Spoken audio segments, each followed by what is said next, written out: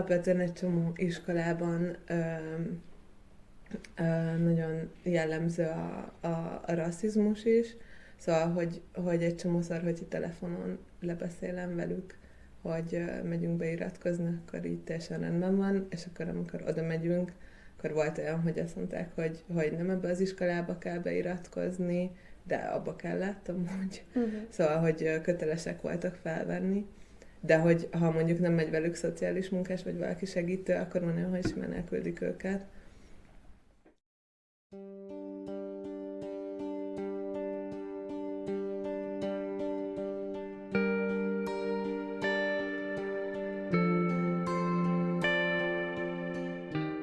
Szervusztok, szeretettel köszöntök mindenkit, különösen a két résztvevőnket, Félixet és Serét, akik ma az ukrajnai menekült gyerekeknek a családi hátteréről fognak nekünk mesélni, és először arra kérdelek titeket, hogy mutatkozzatok be a nézőknek. Én Erdei Félix vagyok, szociális munkásként dolgozok az Utcáról Lakásba Egyesületnél március vége óta. Azért jöttem ide, mert kitört a háború, és akkor az Utcáról Lakásba Egyesületnél lett egy ilyen új program, ami csak a menekülteket segíti, és abban kezdtem el dolgozni, és azóta is csinálom. Én Ceglédi Sára vagyok, kulturális antropológiát tanultam Franciaországban, és nemrég jöttem haza Budapestre, és igen, tavaly decemberben, és februártól én is az Utcáról Lakásba Egyesületnél dolgozom szociális munkásként. Csak hogy érthető legyen a nézők számára, meséltek egy kicsit az Utcáról Lakásba Egyesületről, hogy mivel foglalkozik pontosan, és azon belül is említetted ezt a programot, hogy micsoda ez a program. Mondjuk Sára, kezdte. Hogy alapvetően az Utcáról Lakásba Egyesület hajléktalanokkal foglalkozik, és ez az elsőként lakhatás szemlélet a fontos nálunk, hogy vagy utcán, mondjuk erdőben élő, vagy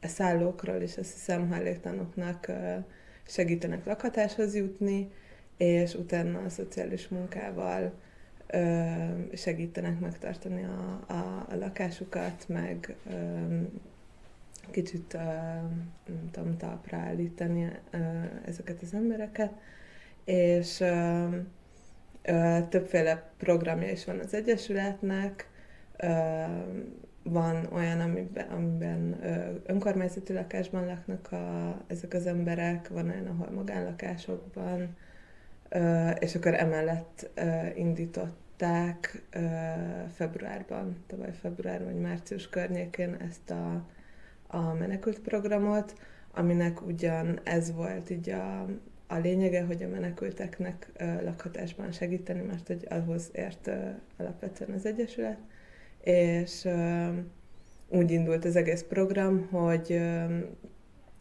lakásfelajánlásokat gyűjtöttünk magánszállásadóktól, lakástulajdonosoktól,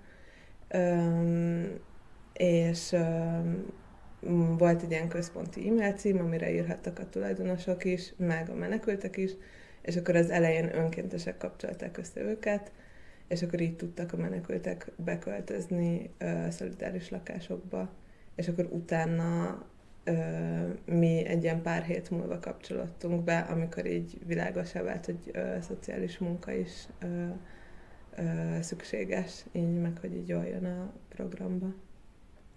Mit jelent pontosan a szociális munka ebben a szituációban? Csak azért, hogy tisztázzuk magát egyáltalán a szociális munkának a fogalmát, meg hogy itt a konkrét helyzetben ez hogyan mutatkozik meg.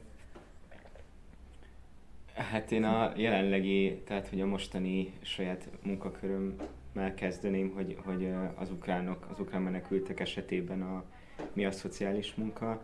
Ugye alapvetően az integrációt segítjük az ukrán menekülteknek, és az én esetemben én ukránul beszélő családokkal dolgozom, mert beszélem az ukrán meg az orosz nyelvet, és emiatt például én tolmácsolásban is segítettem, meg orvoshoz kísérésben, meg időpont kérésben, tehát minden olyan alapvető dolog, amit magától nem tud megcsinálni a család a nyelvi akadályok miatt.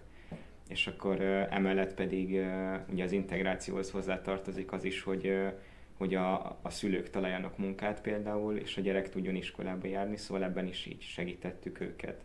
Tehát, hogy ez a három fő dolog volt, amit úgymond vállaltunk szocmunkásként, hogy az integráció kapcsán segítsük az egészségügyhez való bekerülést vagy ellátást, a munkavállalást, meg az iskolába járást, ez a három meg a lakhatást, ugye, akkor így. Igen, szóval, hogy ezek voltak a legfontosabbak, és nyilván a sima szocmunka, amit Magyarországon van, az ettől eltér, azt mondjuk én nem csináltam, de Sára viszont most már nagyjából talán te többet tudnál erről mesélni, hogy ez miben különbözik. Hát amúgy szerintem olyan nagyon nagy, vagy hát annak is ez a célja, hogy ezeket az alapvető dolgokat segítse azoknál az embereknél, akik valami miatt nem képesek rá, vagy nehézségeik, vagy akadályoztatva vannak. És nekem most a menekült programban azért egy kicsit más, mint a Félixnek, mert az én vagy azok a családok, akikkel dolgozom, ők beszélnek magyarul, kárpátaljai családok, és nagyrészt roma családok amúgy, és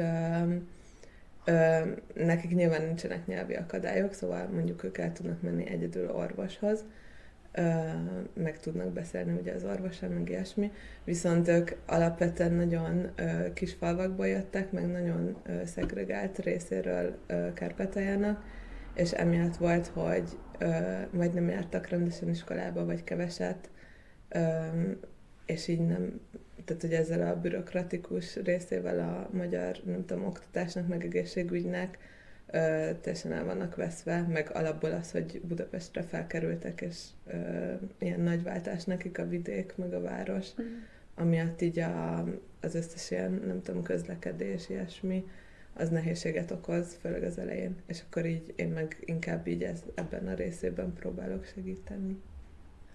Maga az iskolába jelentkezés folyamata, az hogy néz ki? Szerintem ezt nagyon-nagyon sokan nem tudjuk pontosan. Erről mesélnétek egy picit, és akkor lehet, hogy most Félixet kérdezném. Hát úgy néz ki, hogy ugye, mivel már van egy lakásuk, ahol laknak, valamennyi ideig, azt szerint kell megkeresni a legközelebb álló iskolát, lakcím szerinti iskolát, és akkor elvileg, törvény szerint ugye kötelesek fölvenni oda a gyereket, akkor is, hogyha nem beszél a nyelvet. Most az másik kérdés, hogy akkor ott hogy fog tanulni, de hogy ugye van ez a tankötelezettség, amit azoknak, a külföldi állampolgároknak is be kell tartani, akik 3 hónapnál többet tartózkodnak az országban, és akkor ennek megfelelően így az ukrán gyerekeket is kötelesek voltunk beíratni a lakcím szerinti iskolába. Úgyhogy röviden ennyi, nem tudom, hogy kihagytam el. Szóval annyira nem bonyolult. Az ukránok esetében inkább az, hogy a nyelvi akadályok, amik bonyolították a helyzetet. És oké, hogy egyszer bekerült egy gyerek az iskolába, de hogy szeretnének feltétlenül is, tehát hogy mit érzékelt ezek a családok részéről? Ők szeretnék ezt a folyamatot, vagy kevésbé szeretnék, tartósan terveznek Magyarországon, kevésbé tartósan, ennek függvényében hogyan változik ez az iskolába beiratkozás? Nálam az ukránul beszélő családoknál nagyon egyértelmű, hogy egyikük sem szeretett volna itt maradni hosszú távon, nem is szeretne, és ennek megfelelően a gyerekek sem szeretnének magyar iskolába járni, ami nyelvi akadályok miatt részben amiatt, hogy haza szeretnének menni, és a harmadik szempont meg, hogy volt pár olyan gyerek, aki online oktatáson vett részt, és emiatt neki egyszerűen ütköztek az órák, és akkor nem tudta volna folytatni az otthon lévő tanulmányait, és nem tudta volna befejezni nyilván az iskolát, meg stb., hogyha nem folytatja ezt az online oktatást, és emiatt sem szerettek volna már, nyilván nekik prioritás volt az ukrán iskolát befejezni, és ott leérettségizni, tehát hogy mindenképp mindig az volt a célpont, hogy egyszer majd hazatérnek, és akkor ott leérettségiznek, mindent megcsinálnak, visszatérnek a saját életükbe, szóval, hogy nagyon ezt így látják maguk előtt. És hogy érdekes, hogy nekem amúgy 2 kárpátaljai családom van, és hogy ők pedig pont fordítva, szóval ők már akkor inkább így véglegesen is nem akarnak hazamenni, meg már úgy veszik, hogy ott már nincs is házuk, pedig valószínűleg még megvan, de hogy nekem is már úgy szoktak fogalmazni, hogy hát nekünk már ott nincs is otthonunk, mi már véglegesen itt maradunk, és kész, és ők sokkal szívesebben mennek iskolába, és egyedül is intézik, szóval, hogy ott sokkal gördülékenyebbnek látom ezt a folyamatot náluk. Nálad ez hogyan alakul ott, ahol alapvetően magyarul beszélő családok vannak?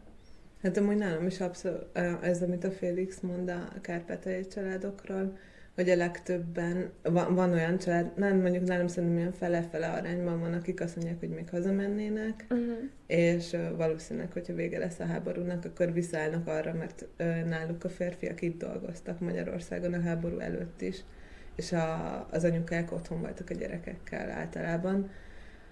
És van olyan család, ahol valószínűleg vissza fognak állni erre, de ettől függetlenül tök lelkesen beíratták a gyerekeket iskolába, meg hogy így ezzel nekik semmi problémájuk nem volt. Tényleg egyik családnál sem volt ellenállás, ami miatt volt olyan, hogy csúszott a beiratkozás, ez azért volt, mert nem volt stabil lakhatásuk, hanem mindig csak ilyen 1-2 hónapra kaptak lakásokat, és mindig ugye kerületből kerületbe költözködtek, emiatt nem tudtak olyan iskolát. Tehát, hogy ugye folyton változott a lakcímük, emiatt mindig másik iskolához tartoztak volna, és emiatt így nem akarták még addig beiratni, amíg nincs egy, nem tudom, minimum fél évre lakhatásuk. És akkor most már annak a családnak is megoldódott, úgyhogy most már tényleg mindenki iskolába jár. Szerintetek a magyarul beszélő és a nem magyarul beszélő gyerekeknek mi okozza a legnagyobb nehézséget? Itt említetted már többször a nyelvet, de hogy azon túl esetleg, vagy azon belül esetleg vannak-e ilyenek, amiket említeni tudnál?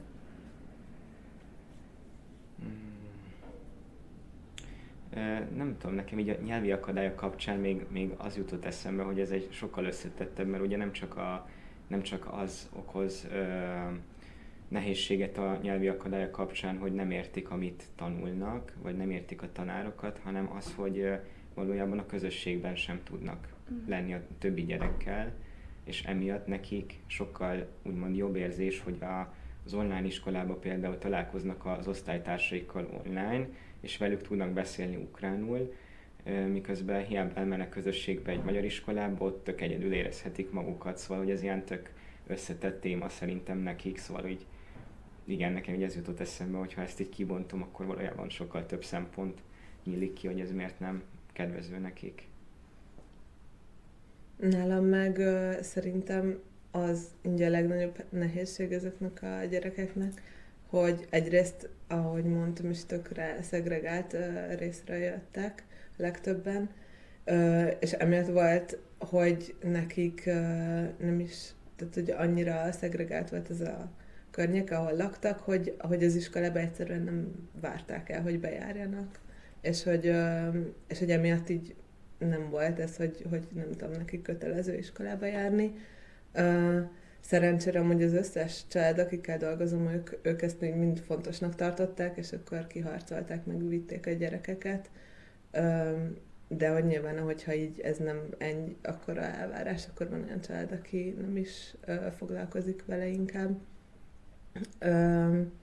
És hogy náluk emiatt is lehetnek szerintem akadályok, meg amiatt, hogy nagyon-nagyon le voltak maradva, akkor is, hogyha magyarul tanultak, teljesen más szerintem, amit kint tanultak, és nem tudom, hogy azért van, mert hogy Ukrajnában, tehát ugye nem tudom, hogy a tananyag szerint tanultak, vagy magyar tananyag szerint, de hogy mindenképpen nagy különbségek vannak, és hogy az így általános tapasztalat, hogy a szerinti osztályba, ahova jártak Kárpátalján, hogyha ide bekerülnek Magyarországon ugyanabba az osztályba, akkor ilyen hatalmas különbségek vannak. Bocs, még a lemaradás kapcsán eszembe jutott, hogy úgy van az ukrán gyerekeknél, hogy tehát jelentkeznek egy magyar iskolába, akkor mondjuk, hogyha ő 9. osztályba járna jelenleg Ukrajnában, akkor neki magyar iskolába 8-ba kell mennie, szóval, hogy egy évet vissza kell mennie felzárkóztatás érdekében, de hogy szóval, hogy értem a logikáját, csak hogy ugyanott vagyunk, hogy úgysem érti, hogy mit tanul, és plusz még ráadásul veszít egy évet, és Ukrajnában 11 osztály van, szóval valószínűleg tök más a felépítése, és tök máshol tart. Tehát, hogy hiába felzárkózik úgymond a magyar szabályok, vagy magyar tankeretek között, szerintem még így is tök máshol fog tartani. Szóval, hogy ilyen tök nehezen megfogható, mert hogy egyrészt 11 osztály van, másrészt más a felépítése, hogy van az általános iskola, meg stb. Tehát Ukrajnában ez úgy néz ki, hogy 4 osztály, ez az általános, utána a középiskola az 5-től 9-ig, és akkor 9-11 az meg ilyen, hát olyan, mint itt nem is tudom, ilyen, az a baj, hogy a magyarok az ukránt jobban tudom, mint a magyart, de a lényeg, hogy nagyon eltérő a két tanterv, vagy ilyen oktatási rendszer. Van bármi lehetőség arra a intézményeken kívül, vagy akármilyen módon, hogy ezt a nyelvi fejlesztést segítsék, mert hogy azért ez elég, tehát hogy egy év úgy, hogy beérsz egy iskolába, az valójában nem segít abban, hogy egy nyelvet megtanulj. Tehát, hogy van valamilyen lehetőség, amit tudsz ajánlani ezeknek a gyerekeknek? Vagy mit csináltak? Hát igazából én csak annyit tudok, hogy vannak iskolák, ahol nyitottabbak alapvetően az ukrán gyerekekre, és hogy külön órákat tartanak nekik, így foglalkozások után. De hogy is csak így hallásból, nem tudom, hogy te hallottál ilyenről, Sára, de hogy ezen felül pedig nem nagyon. Szóval, hogy ugye magyar nyelven zajlik a tanítás, és hogy be kell járni és hallgatni ezeket. És nyilván kisebb gyerekekre jobban ráragad ez, meg főleg azok, akik mondjuk még óvodába járnak, ott végképp, szóval ott tök pozitív dolgokat hallottam, hogy így magába szívja a gyerek mint egy szivacs, a sok magyar szót is megtanulja, de azért idősebb gyerekeknél nehéz, szóval ott tényleg kell a nyelvtanulás nulláról, és akkor csak így. De hogy ez nyilván az ukrán gyerekeknek is kell hozzá nyitottság, ami kevésbé van meg, mert hogy megint csak az a cél, hogy egyszer hazamennek, úgyhogy ezt érzékelem.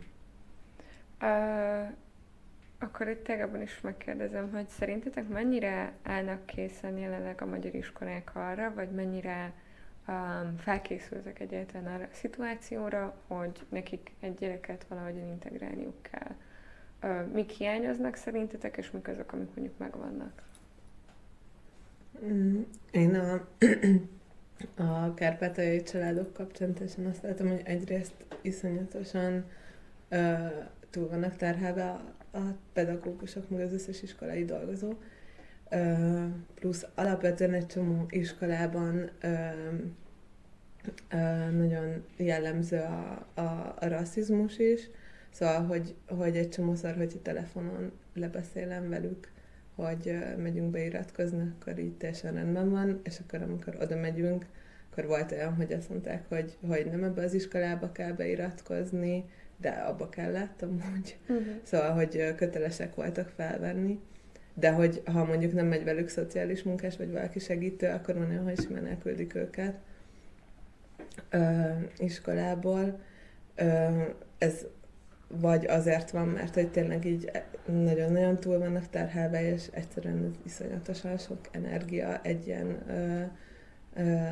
ennyire lemaradt gyerekeket valahogyan integrálni az osztályokba. És én azokban az iskolákban, ahova beirattuk a gyerekeket, ott nem is nagyon volt ilyen plusz fejlesztő pedagógus, vagy valaki, aki így külön foglalkozna vele, az ilyen normál állami sulikban. És van egy nagyon jó tapasztalatom az Oltalom Egyesületnek az iskolájával, ami, most még nem mondom, melyik kerületben van, mindegy, de hogy ott viszont erre egy külön hangsúlyt fektetnek, meg ott vannak plusz fejlesztő pedagógusok, meg a második kerületben is ez egy óvoda, de ott is pszichológus foglalkozik a kisfiúval külön, meg ott is van plusz fejlesztő pedagógus. Szóval szerintem én itt tökre azt látom, hogy ahol így megvannak ezek a plusz erőforrások, ott nyitottabbak is, meg ott kevésbé jönnek elő ezek az akadályok. De hogy úgy alapvetően nagyon nehéz, meg így összességében szerintem elég lesújtó helyzet. Nekem annyira nincs tapasztalatom egyébként, szóval így nem tudnék erről nyilatkozni, mert ugye szóltam az ügyfeleimnek, akinek vannak gyerekek, hogy meg kell iratkozni iskolába, mert sajnos kötelező, és akkor így hónapokig húzódott, mire így rávették magukat, hogy akkor oké, de hogy ebből csak így egy gyerek volt, akit ténylegesen úgymond beirattunk, és a többi az így konkrétan így vagy elutazott más országba, vagy hazavitte a gyerekét, és inkább ott hagyta a nagymamánál. Szóval, hogy annyira nem akartak magyar iskolába járni, meg olyan mumusnak látták ezt az egészet. És akkor annál az egy gyereknél is az van, hogy így beadtuk, meg így megnéztük az iskolát, nem volt egyszerű, mert így elutasított, vagy így mondták, hogy nincs hely, és akkor tovább irányítottak, stb., de hogy nagy nehezen bementünk, és akkor is az volt, hogy tényleg az volt, hogy személyesen be kellett menni, tehát e-mailekre nem válaszoltak, se telefonra, se egy idő múlva, és amikor személyesen bementünk, akkor végre adtak egy lapot, amit kitöltöttünk, és akkor mondták, hogy szólni fognak, és akkor azóta így semmi. de hogy ugye ez most így az ő kezükben van, úgymond, hogy ők meghatározzák, hogy melyik osztályba megy, meg még suliba. Hogyha meg oda nem járhat, akkor kötelesek elvileg átirányítani egy másik iskolába, de hogy így semmi nem történik. De miért kerüli el az iskola alapvetően azt, hogy egy gyereket befogadjon? Az egy jó kérdés, nem tudom. Valószínűleg az, hogy ugye nem tudnak mit kezdeni egy ukrán gyerekkel, és hogy akkor inkább húzzák, ameddig lehet. Ugyanúgy, mint az ukrán gyerekek is húzzák, hogy hát akkor vége lesz a háborúnak, és hazamennek, és hát ha nem kapják el, meg nem büntetik meg, mert hogy ennek sem tudjuk a következményét, hogy mi lesz, vagy egyáltalán mennyire nézik, vagy ellenőrzik ezt, hogy most jár a gyerek iskolába, mert nagyon sokan átjöttek a határon is, hogy most minden egyes gyereket ellenőrizni, hogy most jár-e, nem tudom, hogy ennek mennyire van realitása. Ez ténylegesen megtörténhet, hogy ellenőriznek egy családot, rájönnek, hogy nem jár a gyerek iskolába, és mi történik akkor? Tehát, hogy mit tud erre mondani? Nem tudjuk, én azóta sem tudom. Azt hallottam valakitől, hogy vagy büntetés jár, vagy hazaküldik, és akkor megszüntetik a tartózkodási engedélyt az egész családnak. De hogy most ez igaz-e, vagy csak egy ilyen gondolat, vagy ilyen, minek is nevezik ezt, ilyen beijeszteni akarják az gyerekeket, vagy nem tudom. Szóval erről nincs semmi hivatalos információ, legalábbis nem tudok róla. Ja, én se tudok amúgy. Nálam annyi van, hogy az egyik család, ahol egy csomó a költözködés, mert nagyon-nagyon sok hiányzásuk felhalmozódott, és azt tudom, hogyha már be vannak iratva, és nagyon sok igazolatlan hiányzásuk van, abból elég nagy problémák lehetnek, szóval, hogy most nem tudom pontosan, ott sem mondták meg, hogy mik így a következő lépések, mert most még így próbáljuk összegyűjteni az igazolásokat. De hogy azt onnantól, hogy iskolába járnak, és mondjuk valami miatt így kiesnek, onnantól mindig az volt, hogy az iskola ezt észrevette, és akkor jelezte a család felé is, meg felém is, hogy ez így változzon. Szerintetek mennyire integratív általánosságban a magyar oktatási rendszer? Mondjuk egy 10-es skálán.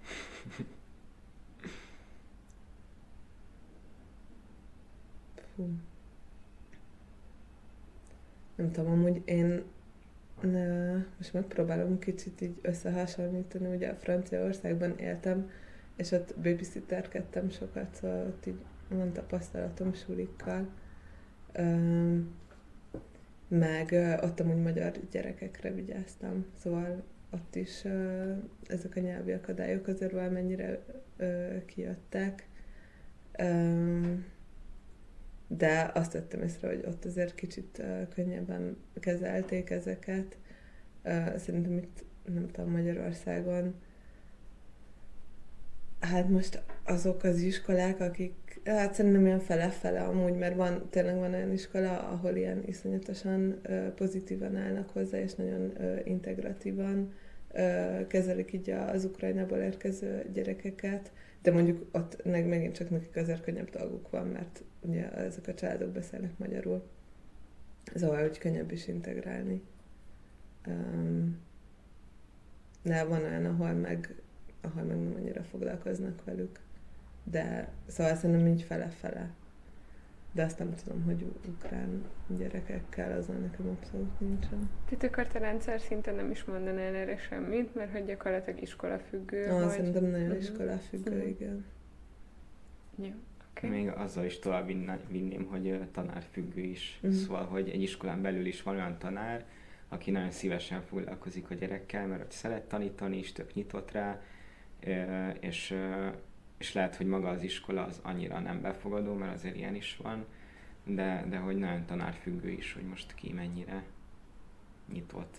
Szóval én is ilyen fele-fele mondanék, de hogy ugye nincs így konkrét, ez csak egy ilyen elgondolás, hogy szerintem így van. Tehát gyakorlatilag, hogyha idejön Magyarországra egy ukrajnai gyerek, akkor kvázi a szerencsétől függ, hogy melyik iskola, melyik tanárához kerül, és akkor annyira tudjátok biztosítani számára azt, hogy integrálva legyen, vagy annyira tudja biztosítani a rendszer számára, mert nyilván ez nem a ti feladatotok személyesen, hogy mennyire kerül be.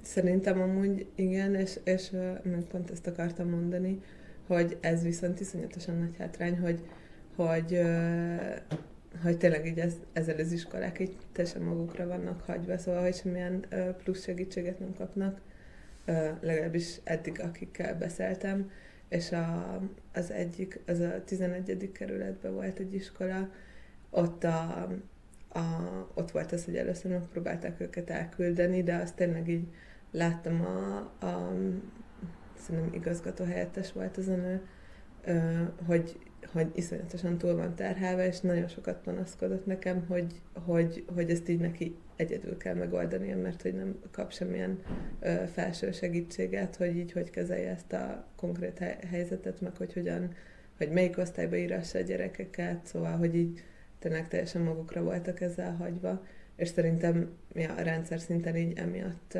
nem tud működni, meg hogy emiatt problémás az egész. Az iskolák mennyire nyitnak felétek? Mert hogy ti ugye ott vagytok egy ilyen kvázi hídként, kvázi támogató emberként, Szóval, hogy mennyire mondják azt, hogy akkor igen, veletek is beszélni szeretnénk, mert ti is közvetlenül érintettek vagytok ennek a családnak az életében, és hogy rátok mint segítségre hagyatkoznak? Hát, vagy nincs erre szükség? Engem olyan szempontból szeretnek, mert hogy beszélem a nyelvet, és akkor így mindig ilyen megváltás vagyok, mikor azt mondják, hogy én tudok tolmácsolni, és akkor tényleg nem csak az iskolában, hanem így orvoshoz megyünk, vagy ilyesmi, és akkor, tehát hogy ilyen szempontból persze egy ilyen elengedhetetlen kb. A jelenlétem, de hogy így olyan szempontból is szerintem fontos, hogy tényleg, hogyha van egy szocmunkás, akkor jobban tudja úgymond bevédeni a családot, mert ugye a család sokszor kiszolgáltatott állapotban van, nem csak a nyelvi akadályok miatt, hanem amúgy is egy idegen országban van, akkor is, hogyha beszél magyarul, és hogy, hát ahogy Sára is mondta, hogy ugye nem akarom tőled elvenni a szót, szóval, hogy csak hogy jó, hogyha van valaki, aki tényleg tisztában van a család jogaival, és tud úgymond kezeskedni értük, vagy így kiállni értük, és jobban ismeri a jogszabályt, meg az, hogy mi jár a családnak, és úgymond képviseli őket, szóval, hogy igen, és én egyébként egy nyitottságot látok, szóval nekem nem csak a nyelvi dolgok miatt, hanem amúgy is azt éreztem, hogyha tényleg szocmunkásként felhívok valakit, akár egy iskolát, akkor úgy szívesen válaszolnak, meg így értik a helyzetet. Ja, nekem is abszolút ez a tapasztalatom, hogy fontos nekik, hogy mi munkánk, meg hogy tényleg egyrészt a családnak is, pont ezért így az érdekérvényesítés miatt, meg sokszor az iskolákban annyira nincs még jelen ez a trauma tudatos szemlélet sem, ami tökre fontos lenne, hogy ne, szóval, hogy egy kicsit megértsék azt, hogy ezek a gyerekek így háborúból jönnek, meg hogy tényleg alapvetően az is, hogyha így konkrétan ott volt a fronthoz közel, az is iszonyatosan, vagy nyilván az a legnagyobb trauma, de hogy már alapvetően az, hogy így el kellett hagyni az otthonát, szóval hogy az ilyen nagyon nagy váltás, és nálam volt olyan kisfiú, aki amúgy viszonylag ilyen nyugodt körülmények között jöttek át a határon, meg ilyesmi, de az óvodában itt teljesen kijött rajta ez a dolog, és akkor ott szerencsére ezt jól kezelték. És akkor nagyon sokszor amúgy keresnek engem is, meg itt tényleg az iskolák részéről sokszor velem veszik fel a kapcsolatot, meg van olyan is, hogy nem tudják elérni a szülőket valami miatt,